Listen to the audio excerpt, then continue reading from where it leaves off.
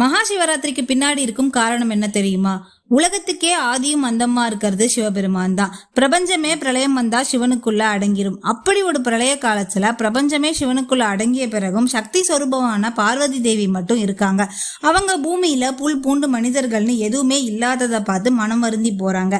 சிவன் கிட்ட திரும்ப பூமியில உயிர்கள் பிறக்கணும்னு ஆகம விதிகள் படி இரவு முழுவதும் கண் விழித்து விரதம் இருந்து பூஜை செய்யறாங்க. இந்த விரதத்தை பார்த்து மனமிறங்கி வர சிவபெருமான் ஈரேழு உலகத்தையும் திரும்ப படைக்கிறாரு. தான் ஈசனை நினைச்சு வேண்டிக்கிட்ட இந்த காலத்தை சிவனுக்கான காலமா போற்றணும். அந்த நேரத்துல யாரெல்லாம் விரதம் இருந்து சிவனை பூஜிக்கிறாங்களோ அவங்க எல்லாத்துக்குமே வேண்டுனது கிடைக்கணும்னு கேட்டுக்கிறாங்க. இந்த வேண்டுதலையும் சிவன் ஏற்றுக்கொள்றாரு. அந்த நாள் தான் மகா சிவராத்திரியா கொண்டாடப்படுதுன்னு சிவபுராணம் சொல்லுது.